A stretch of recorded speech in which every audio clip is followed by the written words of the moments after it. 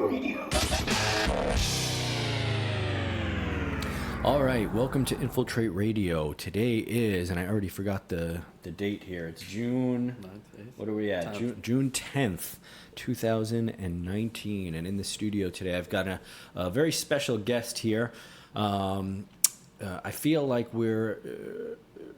there's a few people here that live in town that I kind of cross paths with very often, just randomly through the shenanigans that I get into and they get into. And one of them is Biz LaChance here that I have in the studio today. So thank you for coming in. Kind listeners. Mostly what we tend to run into each other on are film projects and video projects and things like that, right? So That's correct. yeah, That's so correct. you're a busy guy. Yeah, I try to remain as busy as possible. Just, this is really all I do for a living now, so I kind of cut everything else out. I would say that like filming and acting is probably my occupation, if you will, now that Nice. I've taken it over full time. So try to stay as busy as possible, get as many jobs as possible, whether it be acting or filmmaking. And then even when I don't have paid stuff going on, I try to stay as relevant as possible, so that Yeah. even in the downtime, it's still And- productive time. And probably producing stuff too, right? Yeah. Like just like I was saying when I pulled up here, I just so happened I had 2 minutes that I was waiting for you to come, let me in downstairs. I decided I was gonna respond to a couple texts, and then those couple texts turned into a couple more texts. So hold on one second. I'm walking away for just a moment because I also forgot to talk about what we're drinking here. So Yeah. before we get into the business, Yeah. what we decided to do, because you're not a drinker. That's correct. So obviously my listeners know that I definitely am. Oh yeah, I'm sure they can. They can. To an extent.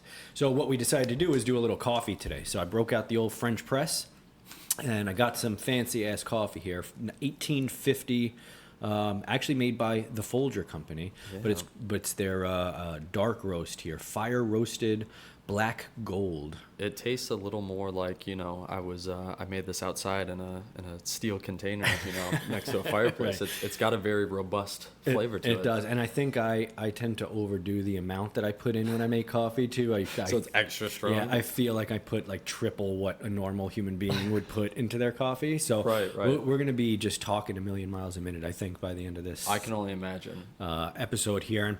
And I did take the liberty to add some Cavassier into my coffee, and you added some hazelnut. Was it? Yeah, sugar-free hazelnut coffee Creamer. mate. Yeah, I believe it was. Excellent. Yeah, we're really classing it up today. Yeah, absolutely. Biz. So no, again, thanks for coming on, man. And I wanted to talk to you because you've got so much going on. I mean, Yeah. I see you going from project to project. You just had a film, the short film. Yeah, right? I've got a Drop? couple of them. Yeah, I was gonna say a short film I was in just released actually on the 9th, so just yesterday. All right. That's Disconnected. It's it's more or less like a narrative, I guess you could say, about depression, kind of the struggles we go through when dealing with something alone. Even when you have help in some ways, it doesn't always help you necessarily to help others in that regard to help you feel better. Excuse me, and a couple things like that. So that just came out. You can find it on YouTube. It's a web thing. Couple guys in school, Andy Penner and Yassine, excuse me. Yep. Both of them had co-directed it, and it was shot in, I think, total of like a couple of days, but the whole concept went from nothing to something and completed project in like 3.5 months. So Wow. it's not an incredibly fast turnaround, but at the Yeah. same time, it's pretty devoted considering the fact that this was their What's- first like what's big the length project on like it? that. I want to say that it was like 18 and some seconds, so just under 20 minutes. And to anyone that's listening that hasn't produced a film, I mean, anything over, I'd say even like 30 seconds can sometimes be a giant project. But Yeah, once you get into the like 10 minutes plus realm, it really becomes I would agree. Once you pass, I personally would say like 7 to 9 minutes is doable for a small crew. Usually once you pass like 12 minutes or so, that's where I say like you it's not that you can't do it alone, but you're going to be overwhelmed and frustrated, and you're going to lose sight of some of the fun you're having, I guess you could say. if you don't get enough hands on deck for those longer productions, for sure. Well, so what I want to do is kind of start from, I guess, the beginning of our blossoming friendship, Biz, okay? Yeah, that'll help as far as if we're talking about career longevity. That was really kind of my first stab into getting some stuff on my resume to actually help me out now. So that's a good spot to start.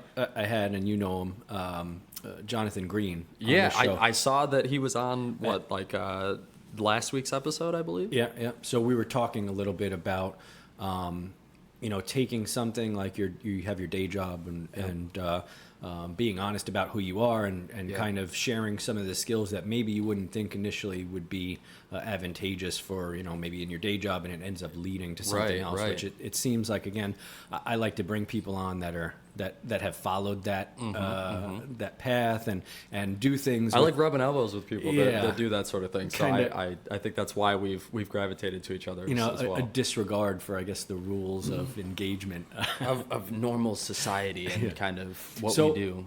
And to those listening, what happened was there was some kind of film stuff going on in the corporate environment there, and both myself and you were working on it. Yep. And I could see it then that you were really interested in I was going down that route. They say overzealous, I think, is the term they use. That I was like, oh yes, I'm so excited to be here. I can't wait to do this. Yeah. So now that you've been in it for a little while, are you like? I'm still the exact same way, honestly.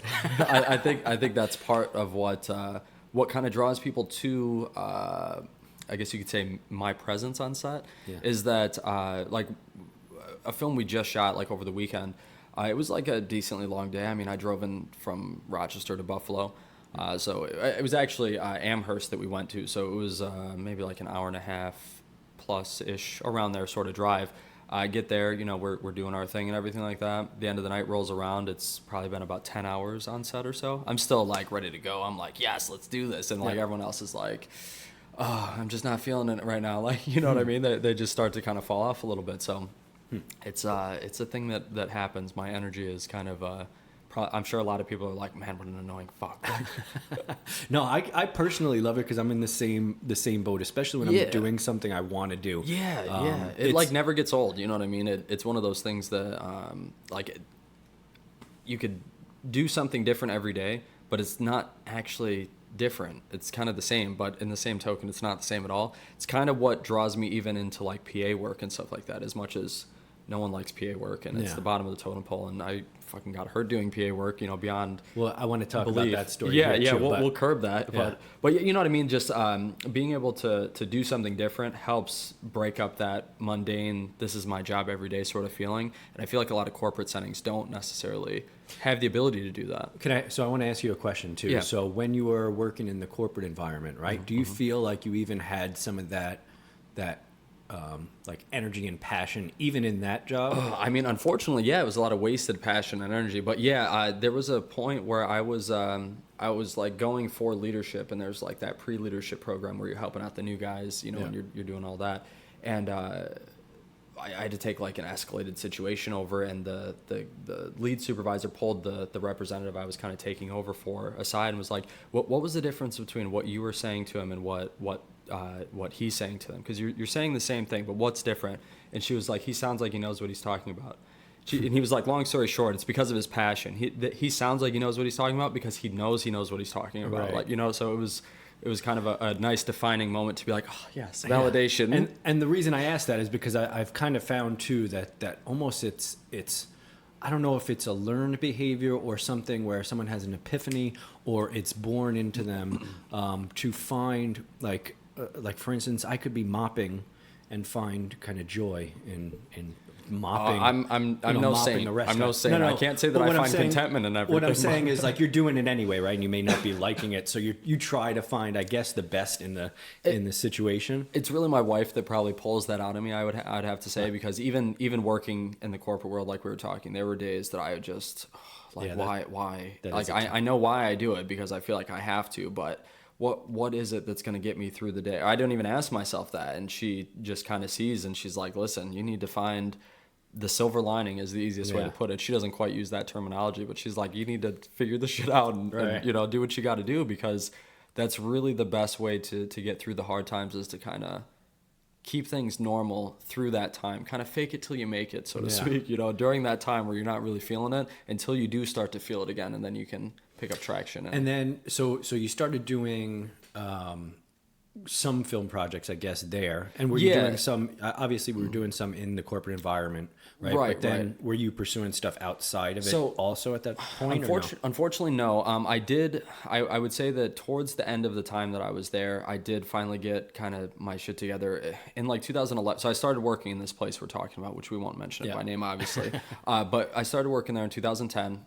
2011, I kind of got this concept, this idea. And I'd wanted to work in film since I was like in high school, taking film classes and you know, doing plays and stuff like that. But as far as like moving forward with it, I didn't really know what to do. So I was like, well, let's write a book. Books get turned into movies all the time. That's no problem at all. Write a series of short stories that can all be kind of used together in a collection of books, or in a collection for a book. Didn't happen. I like started working on it. I got like engulfed in it. Flash forward 5 years, and in those 5 years is when I met you and kind of got into the film situation with the corporate company we were talking about. And I released the book and it's published, and it literally still to this day has never been turned into a script, and that was 3.5 years ago. So if there's any writers listening that would like to collaborate, I am very much interested in meeting you. Yeah, so I think that's not an unusual thing. I mean, I've got a few things out there too, written stuff that I really need to want to bring over, and I think like a filmmaker too. Like I wrote a book, but it's more probably in the mindset of a film. It's also to be, like, made as a film. A lot of people have given me feedback that the book, which is called Murder Inc., by the way, you can find it on Amazon. Excellent. I like the plug you threw in there. Yeah, always I try. So yeah, the story itself is irrelevant. You can read that if you want, but the how the book came to life is kind of what I wanted to share. And one of the things my wife told me was, if you've only got 5 minutes to spend on it right now, that's 5 more minutes that you spent on it than you had before, which seems like common sense, but you don't always necessarily like, that's Yeah. very, very good idea. And then the other thing she told me was, that's 5 less minutes that you'll have to spend on it in the end. So if you sit down for 5 minutes, chances are that 5 minutes is going to turn into 7, 17, 27 minutes that you're working on it. And it actually becomes a decent chunk to get what you want done, accomplished. The other piece to that was, I was going to say, when it comes to like filmmaking and turning that, for instance, into a script, I feel like it's not that it's a completed project. I have notes and everything for the sequel that will never come to life, because I'm not trying to write a book anymore. Right. But if in the event I convert it to a script or find someone to, I have notes that can go with it to kind of complete the entirety of the story. And because it's kind of like a completed work, this first book that's 392 pages or whatever it is, because that's kind of done, it's hard to then pick that up and be like, well, let's turn it into a script, because I know that there's some unanswered questions, some things people brought to light that I can tie up. There's more to it I can add. I feel like it's going to bring me back into this project that I've already kind of, at least shut the door on. Not necessarily locked it, but shut the door. So it's something I feel like, how am I going to move forward if I keep focusing on this one project that I did? I mean, I started the concept, the idea, and the characters back in 2011. So we're talking 8 years ago now. You know what I mean? It's something that's hard to go back to when you want to revisit it yourself. You get a team of people together, you can bounce the ideas off of, move it forward. I feel like that's more feasible, but you yourself, I feel like it hinders you to be stuck in that one project all the time. I think too, what I found is that you build skills by stepping away from the stuff. So for instance, and I want to touch base about something else you said that I found very interesting. So for instance, with opening the restaurant, the bar that I own, right? All those days working at fast food places and things I picked up from them, how they're doing efficiencies and keeping stuff on track, keeping employees that may not want to be doing all the cleaning and stuff like that on track and keeping it up to par. Like what I thought was kind of just the meaningless work or whatever ended up being something that I really needed. So maybe stepping away from it, learning all the film stuff, and maybe doing some smaller project stuff that isn't your pet project. Right.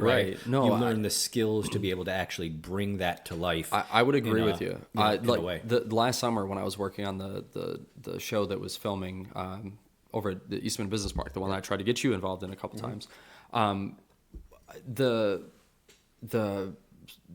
I guess you could say the situation for it is, I got pulled into it from like a random Facebook thing or whatever, but the resume that I sent in, I was just the fastest one to reply, and I ended up being the first PA hired. And the stuff that I had to do was like, we started, I mean, it was, for those of you that don't know, Eastman Business Park is like more or less like an evacuated business site. It once housed like, what, 400,000 employees or something ridiculous at capacity. Obviously, I don't think Rochester's ever hit that total for its population, but there was a huge portion of Rochester's workforce in like the 70s, 80s, 90s working there, kind of diminished over the years. And now it's like, it's got like a 16th of something of the employees. A lot of the buildings are like evacuated, not evacuated in the sense that there's anything wrong with them, but nobody uses them anymore. You know, they're vacant.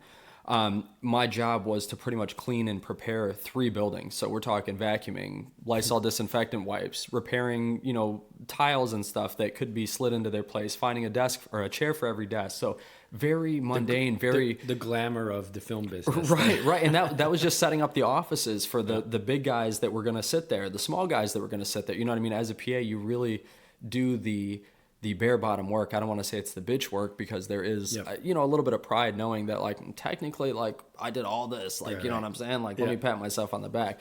But all of those little jobs, like you said, that I had, the customer service, the food preparation, the displaying things in a merchandise store, you know what I mean, working at the corporate company and kissing ass, you know what I mean? All of those things tie in. It's surprising where those skills actually end up coming into play, like the things you never thought or you hated while you were doing them, and then later on you're like, oh wow, this is and it turns into like, everybody then is like, wow, do you know how great of a PA biz is? Do you know how great of a worker this person is, that person? You know what I mean? And it helps you with your networking. It helps to break the ice before you even get to know a lot of people.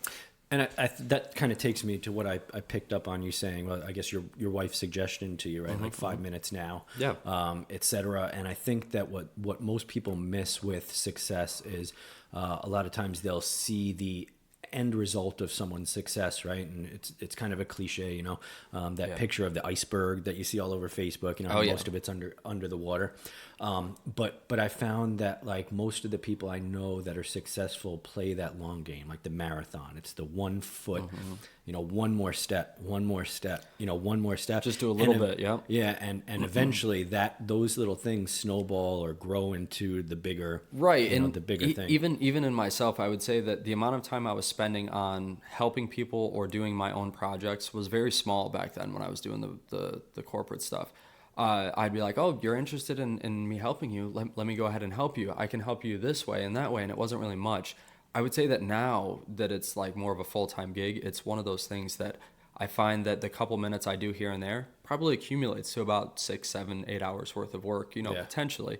Not always though, because, you know, as you know, even when you're on set as an extra, as a lead, you spend more than half your day usually sitting around. You know, there's not a consistent workload when you're working as the talent. You know, when you're working as a filmmaker, that's a different story for depending on what department you're in. Especially and everything. Lighting people are like all over the place, like the grips too. I mean, grips are, you know, probably one of the most underrated positions in the whole crew, because almost no one knows who or what they're doing. You know what I mean? But at the end of the day, they're the ones that ultimately have everything. You know, they're riggers. You know what I mean? They're completely kind of, the whole thing relies on them and the lighting crew. So absolutely. And you know, those small steps, you know, doing the little corporate you know, film things just for internal employees or whatever, this little step, you learned a little bit, then you move on to maybe some you know, small short films or local you know, short films, things like that, and then you start to pick up traction that, you know, local casting companies will look at you for either modeling or commercials, stuff like that. And you put stuff obviously on a resume that beefs get it yourself up a reel created. Usually you get, you know, once you're in, I would say usually anything less than like 3 or 4 different films or different looks in the film that you're in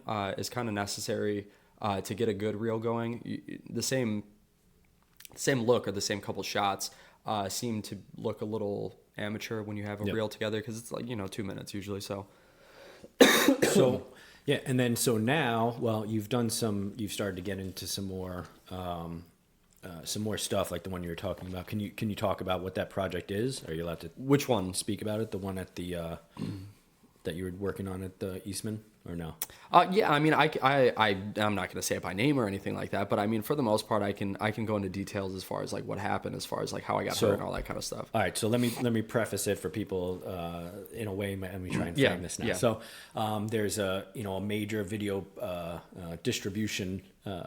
Would you like me to stage it? Would it be easier? Sure, yeah, whatever you want. All right, so a major company that literally everyone and their mama knows came locally and decided that they wanted to film they called it an unscripted reality competition series. And that's exactly what it is. I could give you a comparison, but if I did, it would be a dead giveaway. Right. And that production company is kind of affiliated with the one, so we're not going to get into that either. But more or less, we were here. It ran through most of the summer. I think the original post said that it was going to be like 28 days you'd be working. It ended up turning into I got hired the 2nd of July. And my last day of work technically was August 19th. I had like a half day, I guess you could call that day. Right. So it ended up being much longer than the initial time frame. And it was like 12 hours a day, which I agreed to. And I even, we worked 5 days, 12 hours a day, 60 hours a week. You know what I mean? It was pretty typical too on a film, like 12-hour, 15-hour days even. Yeah, absolutely. And one sec. Yeah. Sorry. But yeah, so, I worked the whole time, and like I said, a lot of those skills I had and used at previous jobs ended up applying and working out great, for this job. And it was, like I said, the day of the 19th, and I was with the head of the transpo department. So like kind of like in unions, they're called like Teamsters.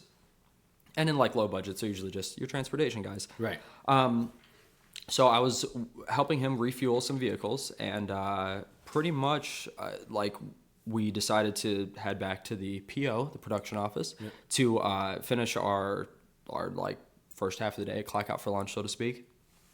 And we took off from the spot, and the guy kind of blew through the stop sign.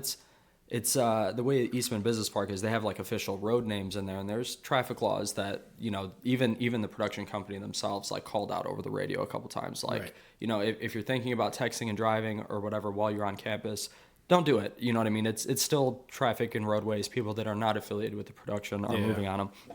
So he kind of blew through the stop sign, beeped through it.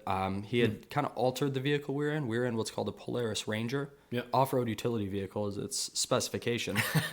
And I believe it's called the Governor, was kind of taken off, which is a speed regulator. Makes it so that if it's not supposed to go over 30 miles an hour, no matter how hard you hit the pedal, it never goes faster than 30 miles an hour. He'd taken that out, and it is something that, I mean, if you know anything about vehicles, which head of transportation, of course, they know a lot about vehicles. Right. He'd taken it out, whatever, so it could go faster. Went through the stop sign, he beeped through it. The way the road kind of continues on, there's kind of like the line in the middle of the road, the double yellow line, kind of disappears, and it like comes over like a couple feet over to the left. So in an attempt of what I would guess was him trying to stay perfectly to the line, he kind of turns aggressively this way and then back the other way. And I mean, it seems like someone in your capacity would know the vehicle's top heavy, dude. Like you can't swing it around like that when it's heavy. You know what I mean? And he did that, and it tipped onto its passenger side, and my fucking arm was sticking out of the door handle, and my foot was in some sort of fashion that when we tipped it on its side, I want to say that they said it slid between like 25 and 35 feet. Huh. So if you think like, I mean, we were going fast, obviously, to move that distance alone. So it like completely destroyed my right forearm. I had to get like 2 skin graft surgeries on it. Man. I broke like, I think 5 bones in my foot. It was the 3 metatarsals, my big toe, and then my 5th toe, my baby toe, if you will. Right. And because of the injuries that I sustained, like I couldn't use crutches, so I was in a wheelchair for like, I mean, this happened at the end of August. I started walking with a cane in September, and I was completely like okay to walk without the cane or anything, but still kind of limping around in October. Wow. So I mean, like months. So I've never gotten this. No, I have not gotten this skin graft. I've gotten a bone graft for a tooth. That's fucking worse, I think. But what happens? So do they take skin from somewhere else? And the traditional thing is everyone thinks they take it from your ass and put it, on your face or whatever. Kind of like a hair transplant. But no, it's not like that. They take the most comparable skin to wherever the damage is. Huh. So in my case, I have literally an iPhone-sized rectangle cut out of my thigh, and that was put on the section of my forearm. So it's like it. And when I say thigh, I'm not being generous and still calling that my ass. It's like actually right where my cell phone sits most of the time. Yeah. It's like right in that spot right there. So man, yeah, that was actually a little terrible because after you get hurt and you kind of start to recover, to know that you have to go into surgery again kind of sucks. And then to know that like, oh, this is going to be painful. And then it was super painful. Like there's like nerve endings that are exposed once they take the skin. They use, I can't remember the name of the machine, but they use this machine that like more or less just like cuts a little layer. Right. And then like shaves it on more like, to get the piece that they need. I'm glad everyone listening is just cringing at the I hope the sound effects picked up with my fingers rubbing together too. It would be a nice touch. So that's crazy. So obviously that kind of took you out of the production a little bit, right? Big time. That was like I said, my last day. And so has the project been released yet, or is it is it still under production? Or on the major network that we were talking about that we didn't say by name, it has a title card. If you search for it, like in the streaming version of it, if you search for it, there's a title card and it gives like a brief description. But it's not actually up there. Yeah, it does. If you look it up on IMDb, it's got like a handful of the people that like I recognize from working on the project listed. But then they've got a bunch of other people that I was like, oh, this person was affiliated as an executive producer. Like, wow, like stuff like that. But it's not. My understanding when we were working on it was that it was going to be released September of this year, like 2019. I gotcha. But I've also heard speculations that they might be coming back to film other seasons. So it's a bizarre turn of fate if you film 3 episodes or 3 seasons of a show before ever releasing the first one. So I don't know how accurate that rumor is, but it's been confirmed from like a bunch of different resources. So it's kind of I think if it's a streaming thing too, people tend to binge. So maybe that's going to become a norm too. Yeah, true. They just back from my understanding, all these seasons so that they can release them at like certain times. My understanding is that a lot of these like reality shows, like the competition shows, like they film like 2-3 seasons back to back, and then like the winners of the show not allowed to claim their prize or talk about what happened until the show is released. So does that mean if it never gets released, they never technically are like allowed to talk like I didn't want to ask too many questions when I learned that, but you know it was one of those things that I was like, wow, that's so. And then with that sort of thing too, I mean, obviously you were a PA, and a lot of it is kind of the you don't necessarily have to know how to run a camera or this or that. So if you really want to get into the film business, I think going in and being a PA is really good, especially for crew. I mean, to learn everything that is happening on a film set. It's great exposure. It's great to learn a lot of the terminology to see how things really work. Like if you're interested in getting into film, start off as a PA, see if you can tolerate the level of phoniness that a lot of the people display on a film set. See if you can deal with the grueling hours without having to do anything that's too bad other than taking out trash and doing some light stuff. And if you can't vibe with that, I would say, no offense, but step out of that seat and try to find something else that might be your passion, or find another way in the door like writing or acting or something else that's not. Because all of the crew positions, they only get more grueling, I would say, as they go, just in different ways. You're not necessarily exhausted physically at the end of the day, but if you think a producer is going home and not mentally exhausted at the end of the day, you're nuts. You know what I mean? Yeah, I mean, I've produced a couple of episodes or shows, and just the amount of mental capacity it takes to put together all the pieces that are part of that puzzle. I mean, you've got to manage talent, you've got to manage crew, you've got to make sure stuff makes sense. You got to make sure that all the shots are gotten. You got to make sure that memory cards don't get lost or corrupted, and footage, stuff is getting backed up. You've got to make sure that in the end, the editing process, you've got to know editing ahead of time as a producer, because then if you don't know how it's going to be edited, then you have no idea what shots really you need to get. Like, you can be forward thinking, so you're on scene, right? And you're like, okay, I know when it gets edited, we're going to need this kind of shot stuck in there, because we might not have gotten exactly what we needed. You pretty much have to be able to see into the future to be a producer. It's true. So it's really interesting though, because as an engineer too, like I a lot of that, I guess, is my strength, is like these putting big big things, elaborate schemes together without really having to. Yeah, and then putting it into something that's relatively execution. Or looks easy, in the end product. So, so all right, so that should be coming out in the near future, sometime within the next year, or maybe not. I probably, because I'm working behind the scenes, and it probably wouldn't be seen at all. There is a part where one of the talent people in the competition is dropped back off at the location, and I'm the driver of the car. And because of the events that take place that have her leaving and coming back, when she gets to the car, like the camera teams like swarm her and everything. So you might catch like a glimpse of me there. Otherwise, the drone footage, you might see me like sticking my finger in my butt somewhere. You know what I mean? But the other, so as a producer or former producer or whatever too, I always ask the question like, did they get any footage of you actually getting hurt? I wish. And here's the crazy part about it. Not only do I wish, because it would have been nice to see. Right. Yeah. No, I know. The worst part is that even the security cameras for the location, we crashed in a fucking blind spot, which is kind of weird considering the location that it is. It's right in one of the main intersections. Like it happens like 10 feet away from one of the major intersections in the business park.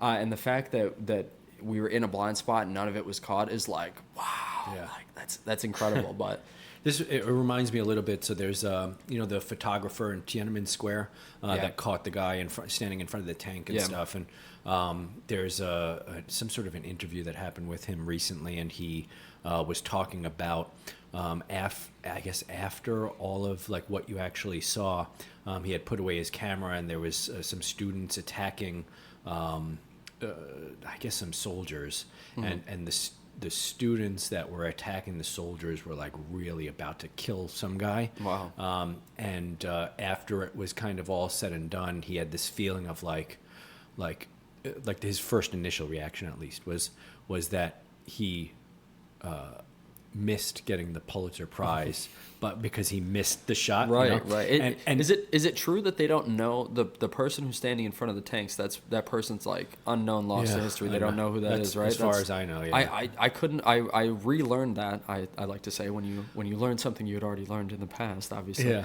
When I had relearned that, and I was like, wow, no one knew who this guy was. Like that's insane. How did that not stick with me when I learned about this the first time? Such like an iconic image, right? But that's what's interesting about someone that the photographer of that, right, is the guy that caught that moment, but this other moment he missed, and as a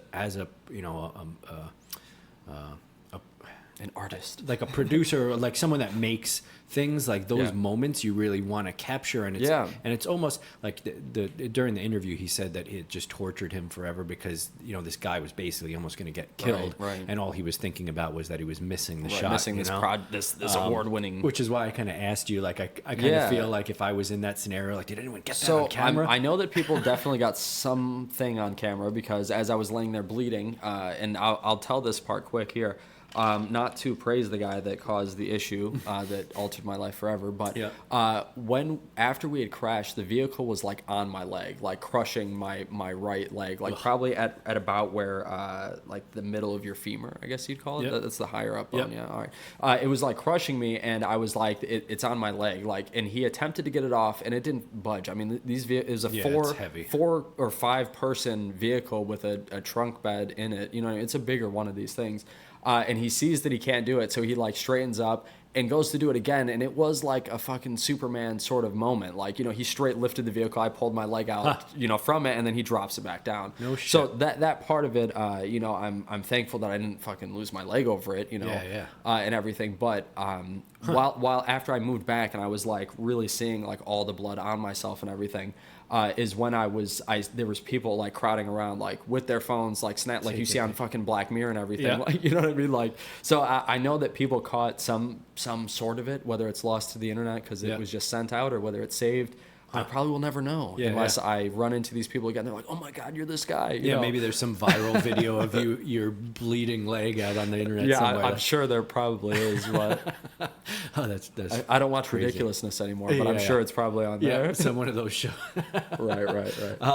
So all right, so after that project, I mean, you've been doing a whole lot of stuff here in town too. Aside from like the bigger stuff, I know that you had the project that just came out. We talked a little bit about it in the beginning. Yep. The Disconnected. Yep. Yeah. So what spawned that? Like what you're an actor in it, obviously, right? Yeah, I only act. I did nothing else other than acting. I did a little bit of I guess you could say, like, I helped with promoting and everything once I got to know the filmmakers. Kind of helped propel the want to see it a little bit more, I guess you could say. But not very much. You know, they had a decent following or base, whatever you want to call that. And both the filmmakers are great, honestly. They're good. They have like a small like production company, you can call it, that they do like music videos and side projects, weddings, stuff like that on too. So that kind of came to be the one of the directors posted on one of the social media sites that they were looking for experienced actors for like an upcoming project.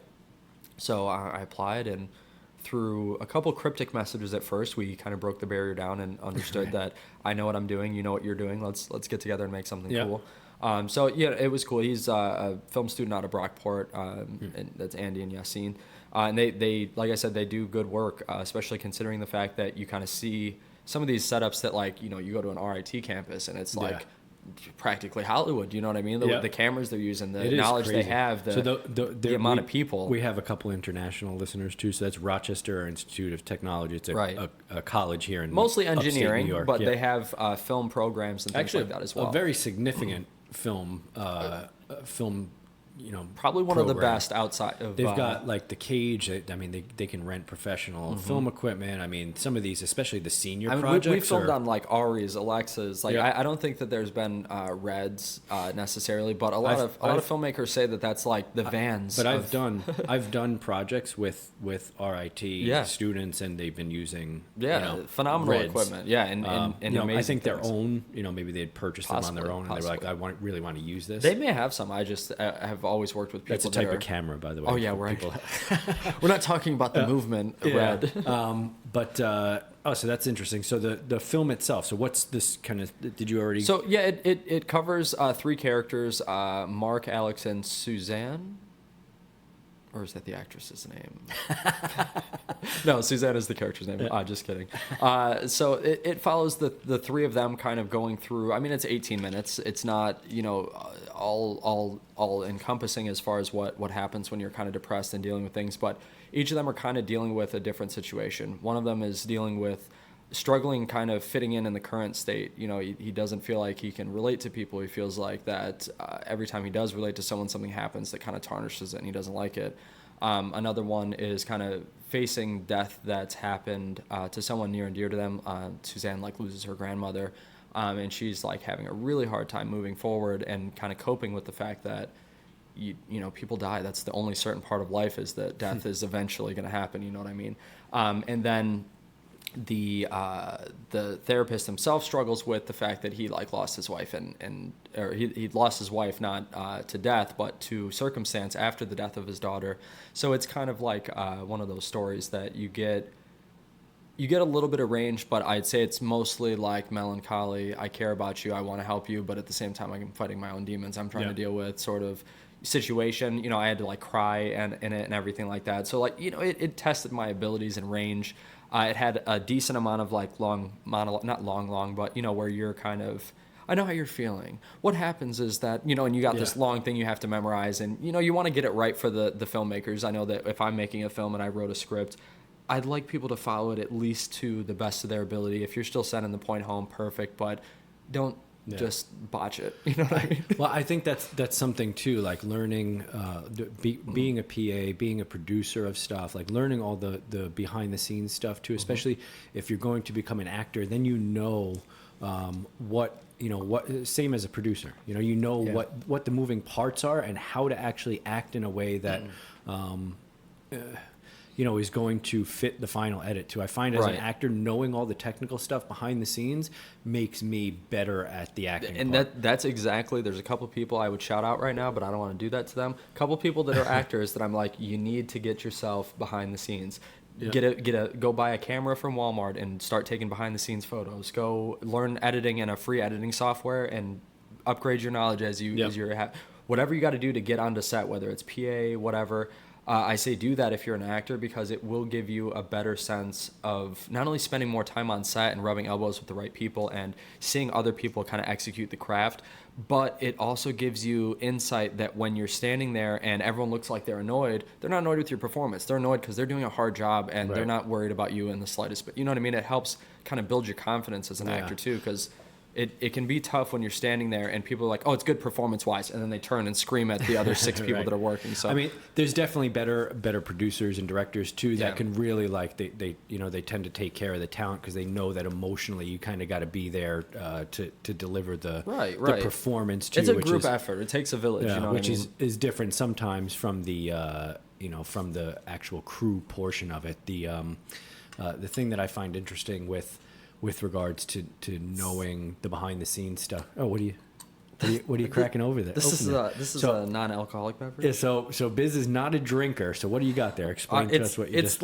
It's from a foreign market. It's Holland's alcohol-free apple-flavored beer. So if I was a drinker, I would probably drink something like Angry Orchard, because I think apple is delicious when it's carbonated, and there's next to no apple sodas. So I absolutely agree. That's very interesting. Go nuts. It's completely no alcohol. It's not like it's alcohol-free in the United States. Bavaria, Holland. Yes. The alcohol-free in the United States still has actually alcohol in it, and most people don't know that. It has a very small amount. You probably wouldn't get drunk off it unless you drank so much you're making yourself sick, but there's still some alcohol in it, like kombucha.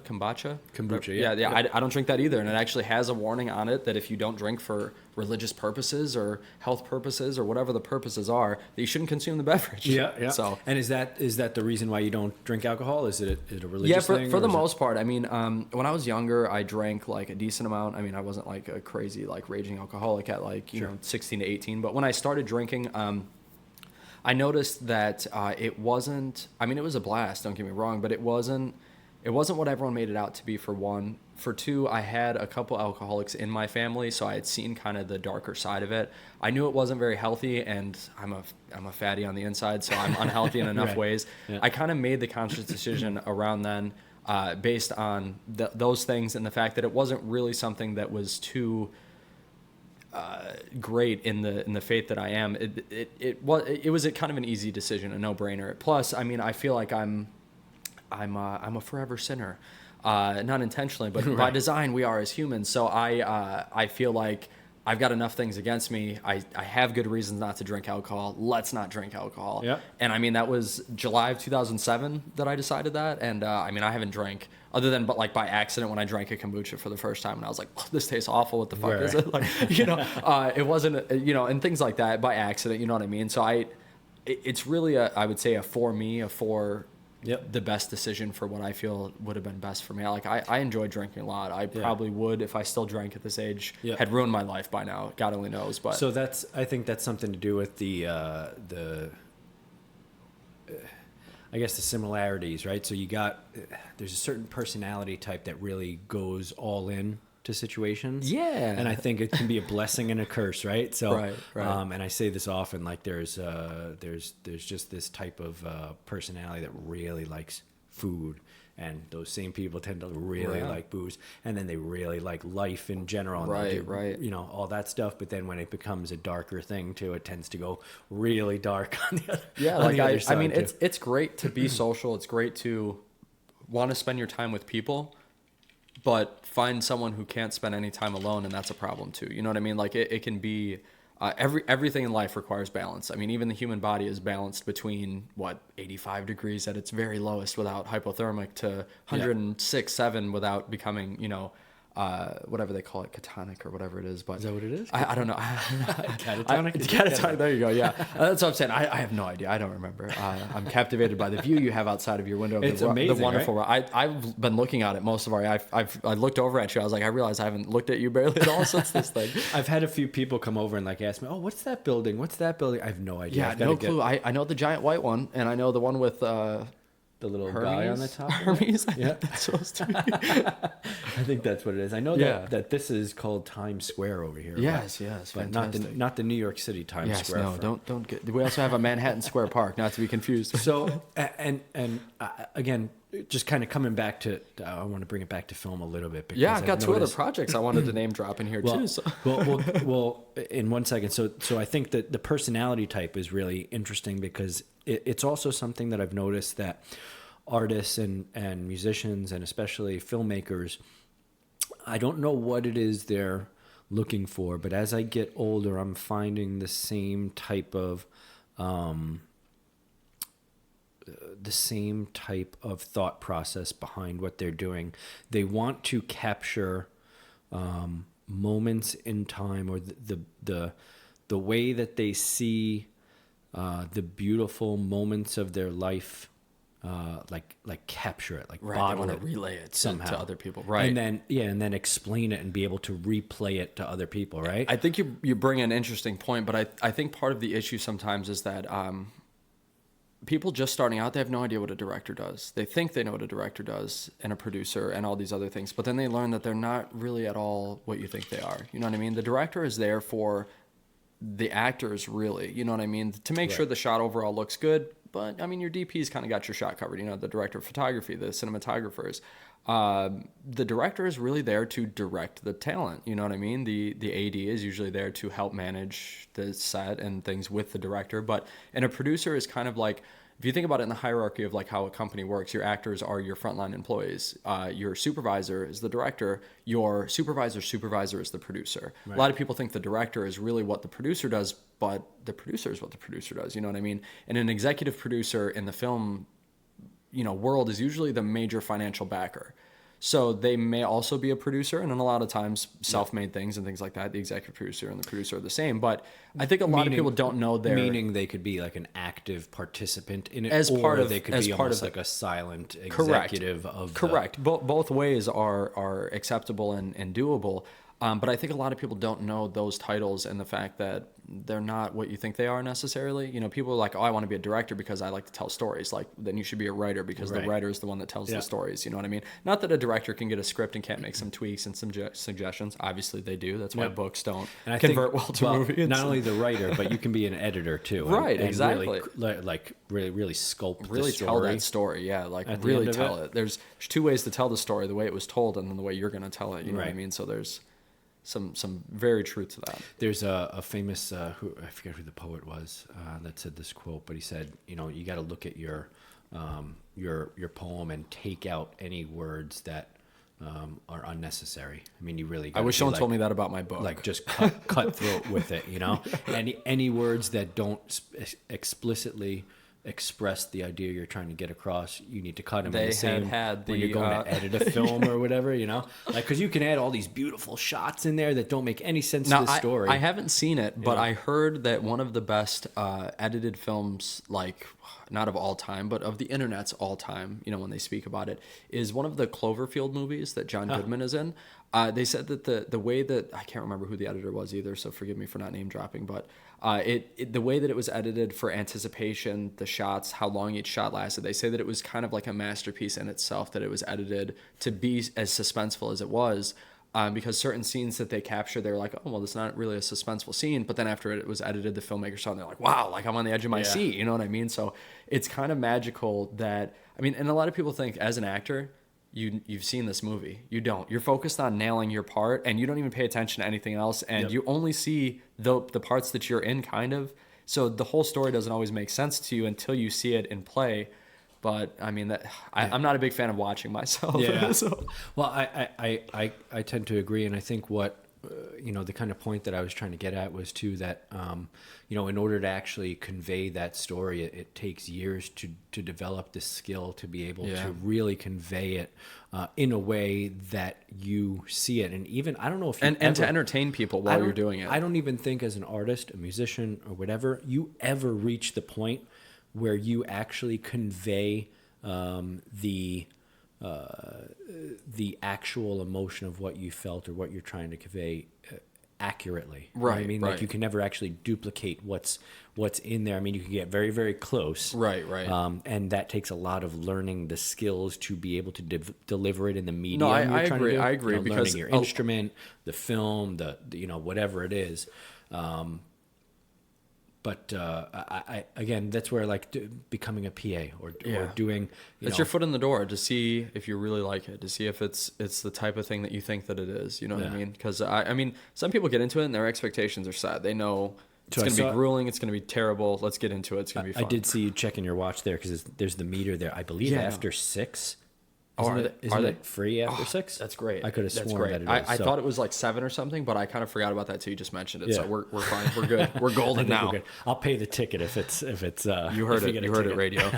I'll edit that out after I put this. No, this is completely unedited, these shows, so everyone relax. Yeah, exactly. But so I know you have a couple other projects there that are written on your hand. Yeah, I didn't have paper, and I was like, I got to make sure I name drop these in there.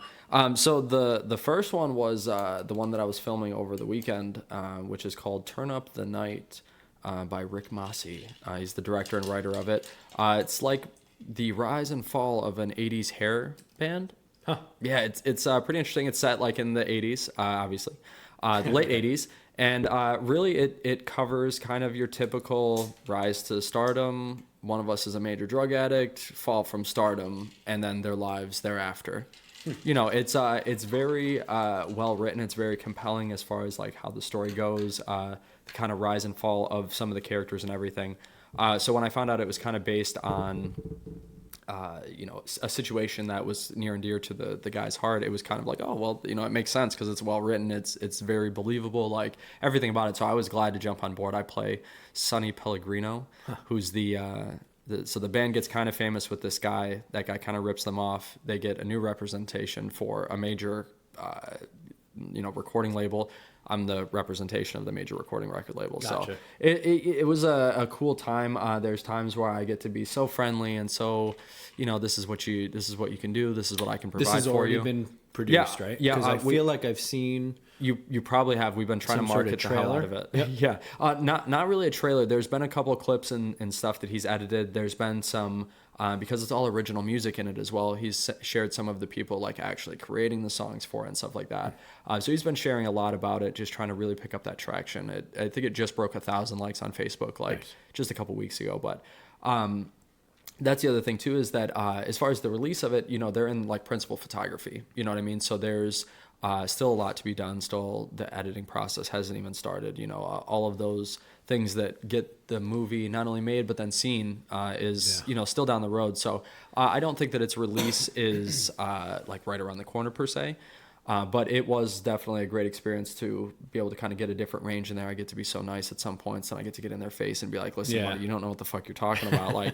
So it was an interesting perspective to be able to play someone so distinguished. And I kind of had an ah moment. I was in a group full of, I would say, like A-list local actors. Most people know the actors that I was kind of working with. And they were like, all right, let's do a rehearsal. And I was like, all right, just let me know when. Yep. And they were like, all right, let action whenever you're ready. 7-8 words into it, they're all like literally staring at me like eyes wide. And I'm like, are you guys good with the rehearsal? Or like, they were like, oh my God, yeah. Did you see how you captivated us? You know what I mean? So it was a nice experience, a nice little, validation to know that, okay, like in a room full of actors, even if they are local actors that necessarily aren't, Hollywood's A-listers, yep. They appreciate what I'm doing. You know what I mean? They can see where I'm coming from. So that was a great feeling for sure. That's I think the joy too of some of it is when you actually are able to convey the story that you're trying to tell. Yeah. And it comes across on the other side. In a way that someone wants to watch it. You know what I mean? People can tell stories all day, every day, but most of the time they're snooze fest. It's addictive. Like being on stage as a musician, when you see like you're actually connecting with the, you catch that person in the crowd that's just in awe because of your performance. It's like one person, it's like you're having a beautiful love affair with like a one night stand, but like a. Let's not get crazy. I'm married over here. Okay? Well, like 10 years of a relationship, but in a moment of a song where you've just conveyed some I know what you mean. Complex emotion. I know what you mean. It's across. It's addictive. I think in film it's a little different because it's shot so non-chronologically and so.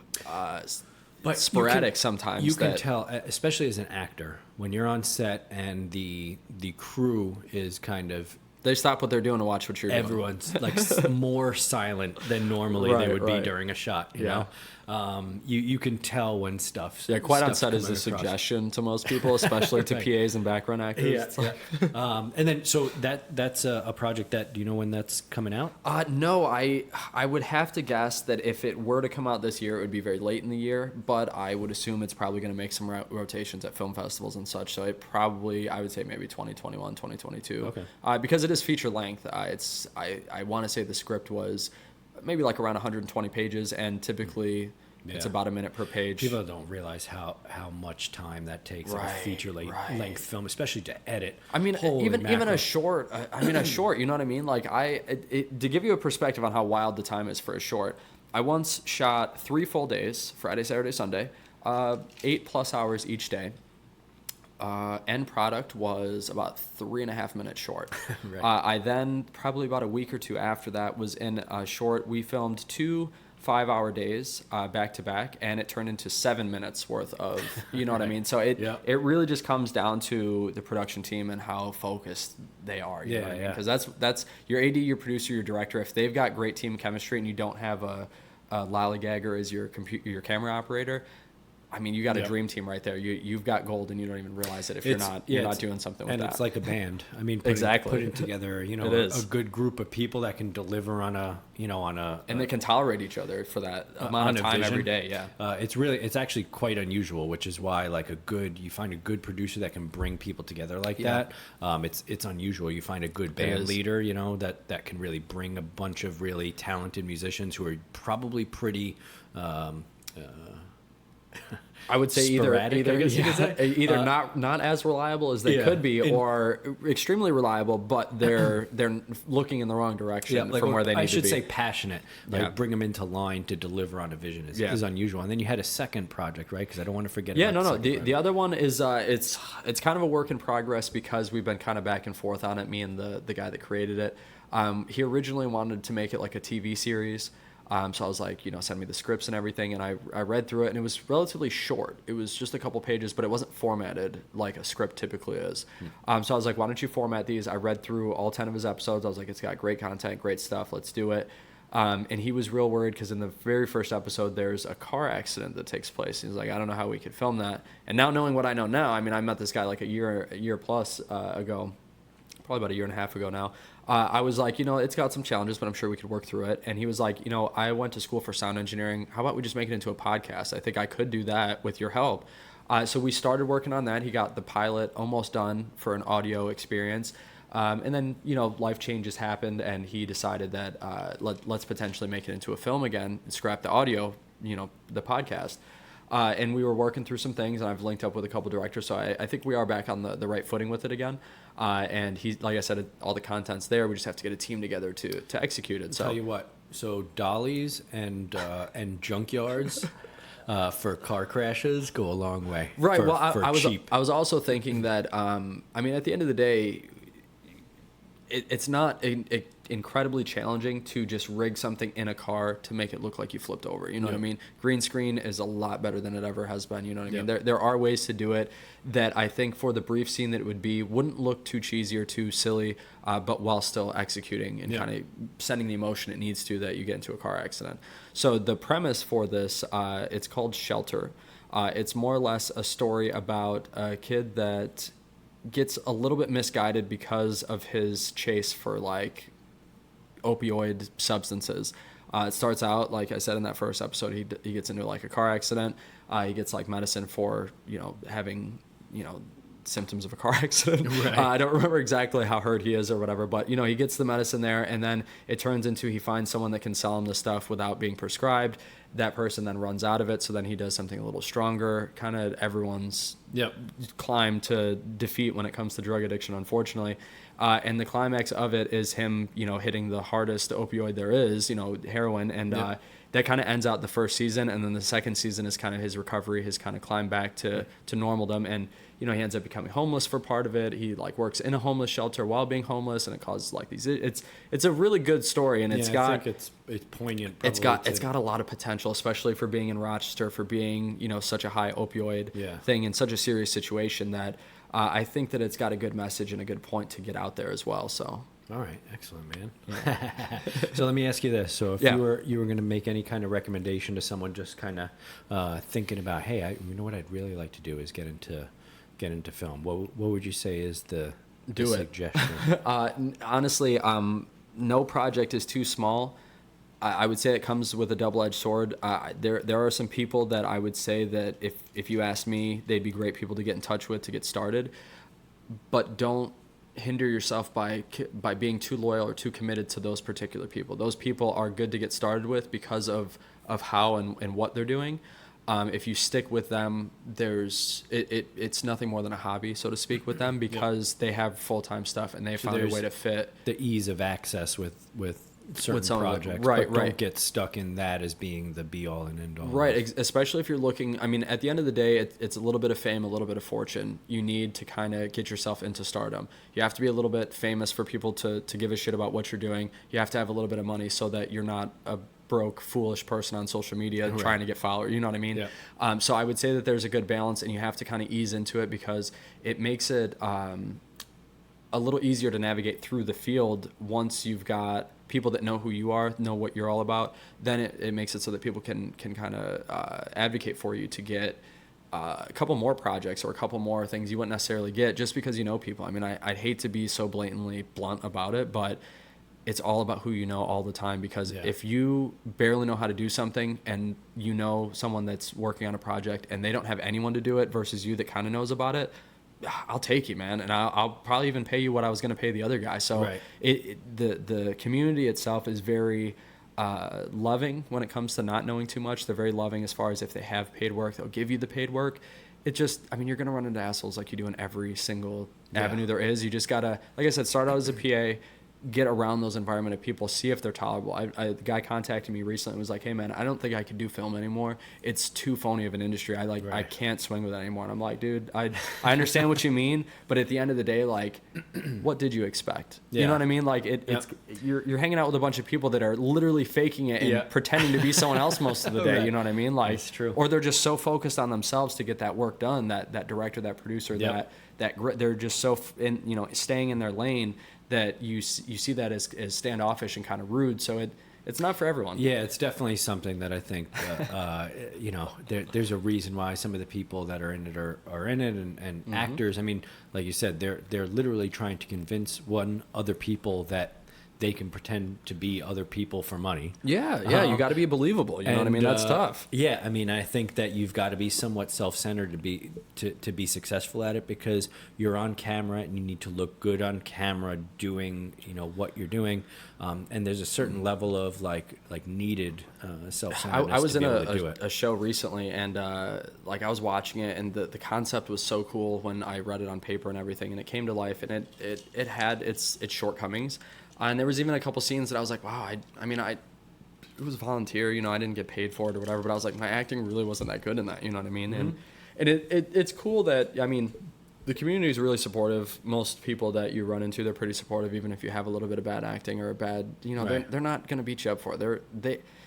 They have a completed project because you helped them. That is more valuable to a lot of people that do this for a living than 57 ideas or 57 scripts that haven't gone anywhere except for on the shelf. You know what I mean? Very true.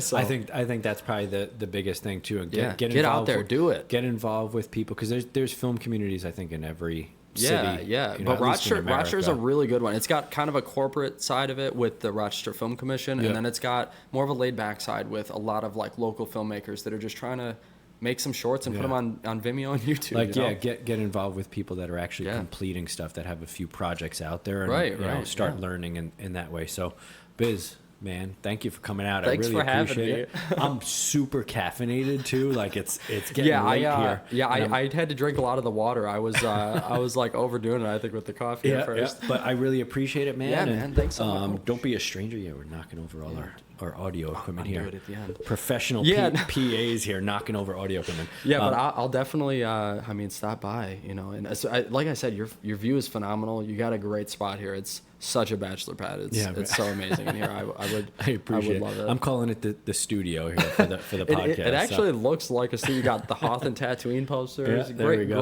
Great ambiance in here, man. It's loving it. So why don't we do this too? Facebook, all that kind of stuff. Yeah. So Facebook, Biz LaChance. BIZ space LaChance. LACHANCE. You got to spell it for people. That's correct. I'm on Instagram as well, @ the Biz Show, underscores between show and biz. Excellent. And and I am on Twitter, but I never check it. You can find me there. Yep. I And think then if you find my Facebook, I think in that little description spot where it tells about you, I think I've got most of my links set up there. All I'm on right. Snapchat as well, but I don't really give that out too much. Yep. That's like the most personal of all the social media. It in my is opinion. the So- most. I'll try and put some links out there. I always Yeah. say that and then I forget. Yeah, no, you're good. But- You've tagged me when I did the DP stuff for the Yep. first episode, so I think that you Yeah. Oh, you'll yeah. stay That's true to right. your So word. that's something that you kind of helped. Like that's where knowing people too. I kind of called you Right, out and I was right. like, hey, I got this. Like, I got it this doesn't thing pay for a you. lot. I had Zamir from the No Reservations for Tony. Anthony Bourdain's show. Yep. The Russian dude, and I was drinking vodka. And Yeah. I was like, a little, hey, I was man, the DP for that. I got no one else to come out. Can you come film this? And you're like, sure, I'll do Yeah, it. why not, man? Why not? That's 90% of success right there. Yeah. too. I'll do it. I'll figure Being out. available is a great Yeah. one too. I know someone that recently they put in their notice at work. They're like, I'm out. I'm modeling and acting exclusively now, and I've been trying to be super supportive because it really feels great to be able to do that. And sometimes that jump is super scary when you don't have people telling you it was a good idea. So Yeah, like kind of taking that, like, hey, I'm just gonna do it, and we'll figure out. We'll figure it how I'm out. gonna I mean, do it me and my after the wife fact. realized we're kind of living paycheck to paycheck on the corporate side. Why not do what we love, have all our free time, and if it ends up not working out, I mean, at least you gave it a shot. the company we worked for closed, dude. Like, you know what I mean? Right. It was starting over Yeah. no matter what. I figure I could take a 2 to 5 year detour doing something I love, and acting was my foot in the door to get more film stuff too. I'll say that getting in as an actor, people know that you're willing to act. They're willing to bring you on, and then when you network with them, and when I say network, I don't mean throw up everything you want onto someone else, because that's not networking. Networking is listening to other people and knowing where like the right being- puzzle pieces fit. like being almost helpful to other Right. people's Wanting visions to get into other people's projects and wanting them to then nurture your projects is a two-way street, just like friendship and every other relationship. Yeah. You know what I mean? You have to give to get. You know what I mean? I think that's the perfect ending to this podcast. You You've have got- to give to get. It's like a John Lennon quote. Biz, again, man. No problem. Hey, Thanks thank so you. much. So you guys are listening to Infiltrate Radio. The next episode, I'm going to keep that a secret because I've got a guest that I'm going to be bringing on. That Because I you think drank too much and you don't everyone remember will your like. guest. Yeah. No, that's why, because I completely forgot who the next guest is. But Biz, thank you very Absolutely, much. absolutely. Find him on social media, BIZ space LACHANCE, and go watch all of his films. Thank you guys for listening.